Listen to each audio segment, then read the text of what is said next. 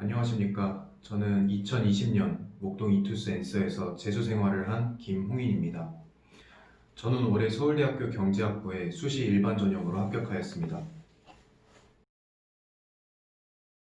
제가 이투스 앤서를 재수학원으로 결정하게 된 계기는 이투스만이 가지고 있었던 독특한 장점 때문이었습니다.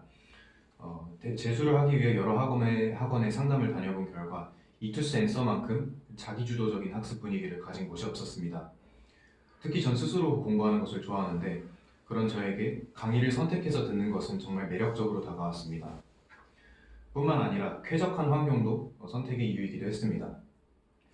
교통이 편리한 것도 한몫했습니다. 바로 앞에 버스 정류장이 있을 뿐만 아니라 건물 지하와 오목교역이 바로 연결되어 있어서 등하원이 쉬워 보이기도 했습니다.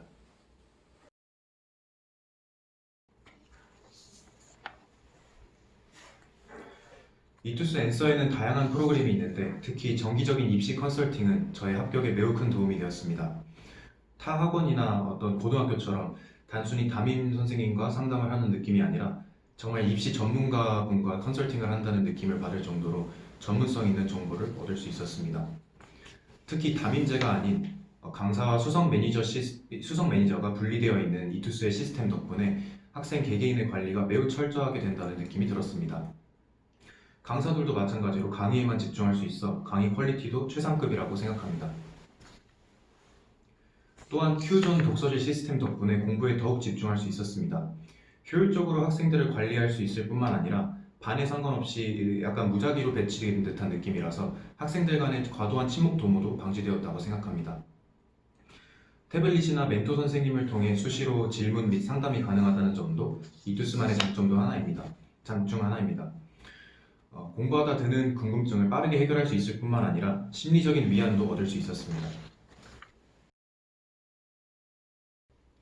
이투스 앤서의 가장 큰 특징인 나만의 시간표는 여러 장점이 있었습니다. 먼저 선택에 따른 책임감입니다. 선생님과 함께 선택한 강좌이기 때문에 강제로 듣는 강의보다 훨씬 성실하고 적극적으로 임할 수 있었습니다. 또한 시간표가 반별로 정해지면 덜 필요한 강의도 들어야 되는데 그 점이 해결되었다는 점에서 최고의 공부 효율을 뽑아낼 수 있었습니다. 즉, 자신의 공부 습관과 필요에 맞추어 스케줄을 직접 코디할 수 있다는 점이 가장 좋았습니다. 저는 6평 후에 본격적으로 공부를 시작했는데 그렇게 시간이 많이 부족했습니다.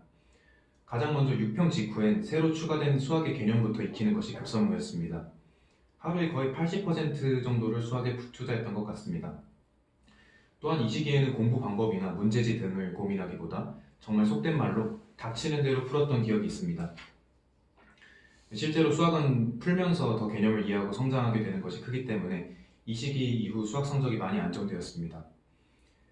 9평 직전쯤부터 수학 공부를 하루에 60에서 70% 정도로 줄이고 사탐 개념을 빠르게 훑었습니다. 국어는 별다른 건 없이 주 5일 모의고사 문제를 하루 1회씩 풀며 감을 유지했습니다. 9평 이후에 잠시 자소 작성을 한 후에는 9평을 분석하며 실전 감각을 익히는 단계에 들어갔습니다.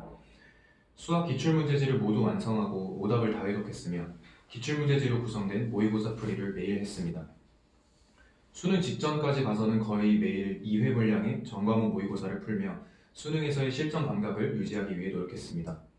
저는 사실 대단한 공부 전략은 없었고 그저 고등학교 때 했던 대로 성실을 저의 무기로 삼았습니다.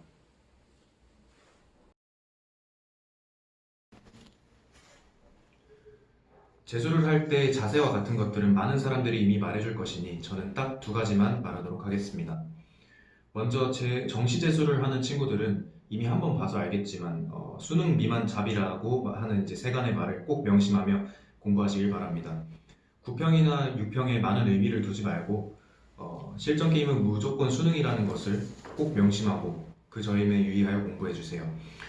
모의고사를 망쳐서 절망하거나 잘 봐서 흐트러지는 것만큼 어리석은 짓이 없는 것 같습니다. 수시 재수하는 친구들은 우선 자소서나 생기부에 신경 쓰지 마시고 우선 공부부터 해주세요. 그러다가 6평이 지나고 공부가 이제 더워지면서 공부에 슬럼프가 올 때쯤이 될 텐데 그때 한번 펼쳐보세요. 자소서를 소리내서 여러 번 읽다 보면 작년에 왜 자신이 떨어졌는지 반드시 알게 될 것입니다.